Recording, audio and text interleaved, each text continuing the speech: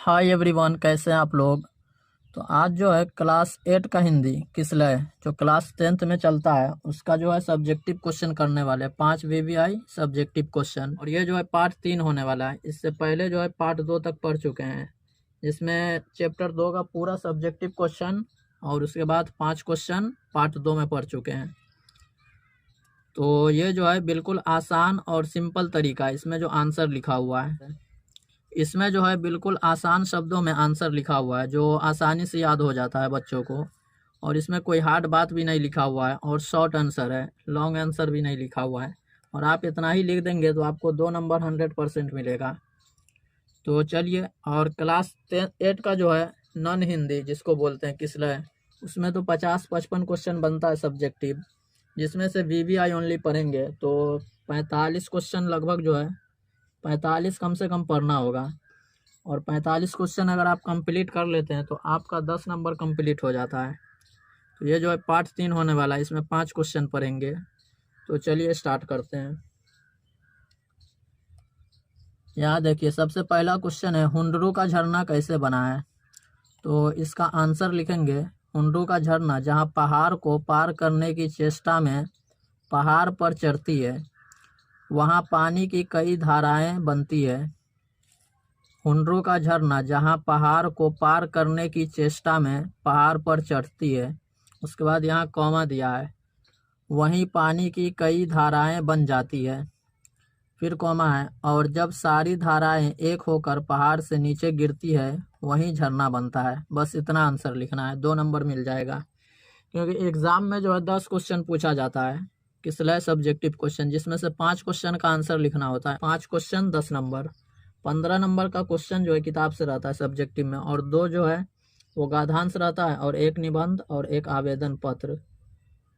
2 गाधांश रहता है 20 नंबर, और 10 नंबर रहता है निबंध 30, और 5 नंबर आवेदन पत्र, और 15 नंबर किताब से।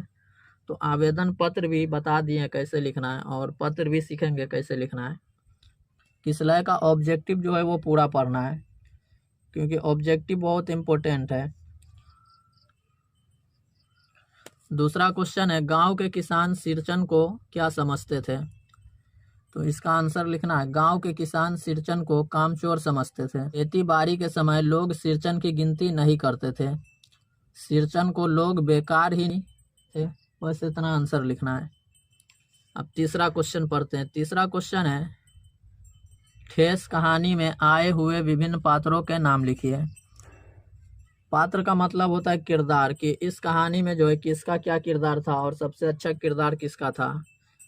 तो इसमें देखिए, इसका आंसर है, ठेस कहानी में आए विभिन्न पात्रों के नाम, सिरचन, उसके बाद मानू, सिरचन सबसे मैन जो है वो सिरचन है, उसके बाद कौमा, मानू भी है, पंचानंद चौधरी का बेटा, उसके बाद माँ, मझली बहू और चाची आदि है। इसके अलावा भी है, बस इतना लिख दिए। इसमें 1-2 कम भी कर देंगे तो कोई दिक्कत नहीं है। ठेस कहानी का मुख्य पात्र सिरचन है, यानी ठेस कहानी का जो सबसे मेन कैरेक्टर है, सबसे मेन कैरेक्टर निभाने वाला वो है सिरचन। सिरचन जो है कामचोर था। चौथा क्वेश्चन है, सिरचन को पान का बीड़ा किसने दिया था। तो इसका आंसर लिखेंगे, सिरचन को पान का बीड़ा मानू ने दिया था। मानू सिरचन को खुश करने के लिए उसकी ओर पान का बीड़ा बढ़ाते हुए कहती है, लोग तरह तरह की बातें कहेंगे, इसलिए तुम किसी की बातों पर ध्यान मत देना। और आखिरी क्वेश्चन है, पद्मा के ललकारने पर भी अशोक ने युद्ध करना स्वीकार क्यों नहीं किया। और ये जो जितना क्वेश्चन हम बता रहे हैं 2011 से 2023 तक का पूछा हुआ प्रश्न है, वीवीआई क्वेश्चन है सब क्वेश्चन। तो इसका आंसर लिखेंगे, पद्मा के ललकारने पर भी अशोक ने युद्ध करना इसलिए स्वीकार नहीं किया क्योंकि उसके सामने कलिंग महाराज की पुत्री पद्मा है। स्त्री से युद्ध करना उनके आदर्श का अपमान होता, क्योंकि पद्मा जो है ललकार रही थी किसको, अशोक को, कि युद्ध करना है, युद्ध करने के लिए, लेकिन अशोक ने मना कर दिया, खिलाफ होता, उनके आदर्श के खिलाफ होता, इसलिए उसने युद्ध करने से मना कर दिया। तो चलिए आज का क्लास समाप्त करते हैं, फिर मिलते हैं अगले क्लास में।